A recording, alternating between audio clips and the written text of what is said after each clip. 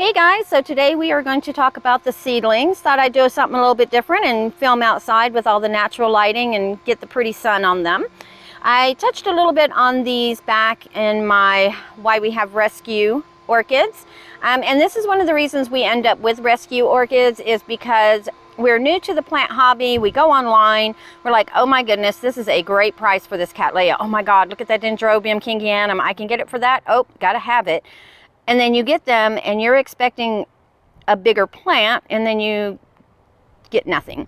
So then you're like, eeks, what do I do with this? So again, being new, doing a little bit of research on care and how to take care of it. Of course, you don't add in how to care for seedling insert type of orchid. You're just looking at kingianum care, Dendrobium care, Cattleya care, Phalaenopsis care. You know, whatever type of orchid you have, you're just looking up the care. Again, not putting in seedling. Seedlings require a little bit different care than the more mature or, you know, juvenile plants. They need more babying. The more you change their media or move their lighting or change how you're watering them or let them dry out too much. If you follow the general care tips of a more mature adult juvenile plant, you're going to struggle, because that's what happened with me. So these two down here, these two Phalaenopsis, this is the Phalaenopsis violacea crossed back to self, and then this is my Phalaenopsis speciosa rudd. These are recent acquisitions, and of course I knew they were seedlings, and I was like, okay, I know what I need to do with these. So unlike your hybrid Phalaenopsis that you buy in your big box store, grocery stores, or just the ones that have a lot of crossbreeding in them, these do not like to have that drought cycle. They can't tolerate it. So I never let this media dry out. And if it does dry out, it is for less than a day. This one is in mainly moss. And she is put on that one leaf that you see right there. And then as you can see, she's got a new leaf coming out. So I've had her since January of this year. And she's produced this leaf, and like I said, this one. I also got this one at the same time, and it came with the two bottom leaves and the one on the left, and she is finishing off this ginormous leaf, the largest one on here so far since being in my care. And I will take her out of here, and she is also in bark, small bark, moss, and perlite mixture just for the aeration. But like I said, I don't let them dry out that much. Now with Phalaenopsis seedlings, from what I've read, and yes, I've done the research this time, they can possibly spike a lot sooner than most of your other seedlings. So then over here we have the Cattleya BLC, Williette Wong, the best, crossed with BLC on say Mendenhall.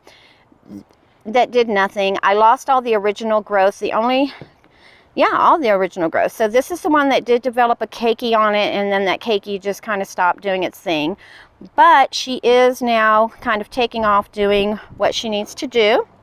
She has a new growth right there peeking out. As you can see, she's finishing off this growth here, which is the largest so far. And I believe it is the largest so far because I've just left her alone.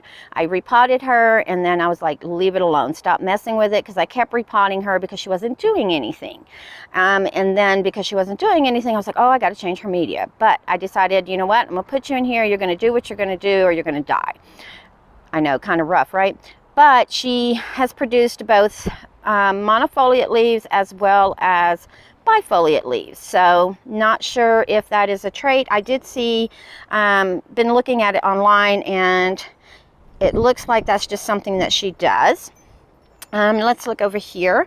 So here we have our Dendrobium Diane's Shimazu crossed with Walanae, and then crossed with Sirum Orange. Again, this is another one of the seedlings that I got, and lost the original, but it has grown. This cane, that was the latest cane that it grew. And if we look down here, we have a new little growth coming up as well.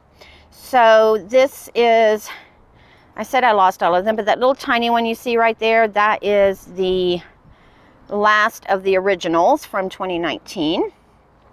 And then I have our kingianum here Dendrobium kingianum I've had since February of 2019, and this is the one that literally had one growth on it forever. And then last year around February of 2020, it was like, oh, I guess I'll do something, and it started growing for me. So I left it in this pot. I'm just going to leave it alone.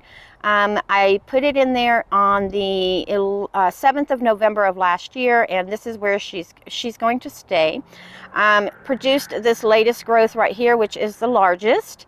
So I'm thinking that she's pretty happy in here now, or he's pretty happy in here. I'm not sure, male or female. I call out my orchid she just because. No particular reason why.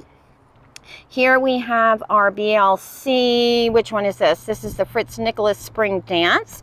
Again, I kept repotting and moving it around. Finally, I was like, leave it alone. Just leave it alone. And since I've left it alone, it is producing quite a bit of growth. If you can see, she's finishing off that one. And then there's already a new growth starting there. And you can see she's got roots in the pot. So this is a lot of moss and large bark that I put in there. And then this one is our Dendrobium Second Love. Set her down so I can get her up better. So this was actually a freebie. I didn't purchase this, and this was actually a freebie. So it came with just that little small stalk you see right there, and then it grew that second one next to it, then that one. And now it's working on the latest one, which it looks like it's going to be the largest one. She is finishing off her terminal leaf, so that is great. And I like the way it's growing. This one's going to be a little compact dendrobium, so she's not going to get huge, unlike the kingianum. But of course, I've got several years before I've got to worry about where I'm going to put a kingianum. And then we have this one here is our Dewey Forest Kudos. And this one, I've lost, again, all the original growth that came with it. But since she's been in my care, all of these have grown. And then this one here is the latest, which is a little bit bigger than the previous over here. And the good news is, I'm not sure if you can see it under that root or not, but she does already have a new eye starting to swell, and she's got some nice root growth going down into the pot. Again, messed with her a lot, repotted her a lot, and you know, you would think I'd have learned my lesson. Then we have our BLC Fort Watson Mendenhall. This is an awarded plant. Got a new growth here, and if we look over here, it has a new growth. So it came to me with this monofoliate leaf, and then the monofoliate leaf on the left, and then the one on the right was growing. Then it produced bifoliate right here, another bifoliate, and then a monofoliate. So with this two directions of growth, I think she's pretty happy and settled in. Of course, probably won't bloom for another 2 to 3 years, but that's okay. It's doing something, and it's actually growing now, so that's good. And then this one here, I recently repotted into a clay pot just to see how it would work out, because eventually I would love to have all my orchids really in the clay pots, but they're kind of heavy, I'm sure, so I'll probably have to just pick and choose. But this is my experiment one, because this out of all my seedlings is the strongest. So she did just recently drop off an old leaf that was about that long, but she's still got this one and this one. These are from the original, and again, these three just sat here for a year or more and did nothing. And then she produced this leaf here, which was kind of wanky, and then she produced this growth here, which is a little bit bigger, and she's working on finishing off this one here. And I love the fact that this one here is now growing up, because if she would have kept that spreading nature, she'd have been really hard to figure out where I was going to put her once she got bigger. So the thing that I've learned, guys, with seedlings is, one, if you're going to research care for seedlings, make sure you put seedlings in the search, because otherwise it'll just give you how to care for a mature Cattleya, Dendrobium, Phalaenopsis, etc.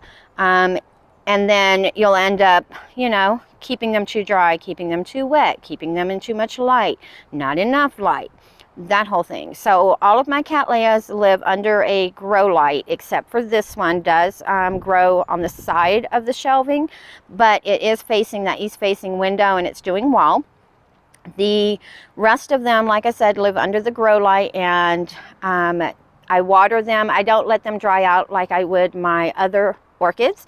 I do water these guys at least every 3 to 4 days in the winter, and since it's gotten warmer and I've been keeping the house open and more airflow and drying out, I have started putting them in these decorative pots or masks, just to kind of help keep the moisture in there a little bit longer. But I check these guys every day, and if I need watering, they get watered regardless. Most of the time, if I'm just watering them throughout the week, just kind of spot watering, I just do a flush with distilled water. I don't add any fertilizer. And then during the full watering cycle, then I will go ahead and give them fertilizer. I can't tell you the ppm or the TDS or the pH or anything like that, because I don't do any of that yet. I'm still trying to figure all that out. Right now, I just, whatever fertilizer is in there for the other orchids, I do these guys first, just so that they don't get the excess buildup in salts from the other orchids, because unlike a lot of people, I do share water with my orchids.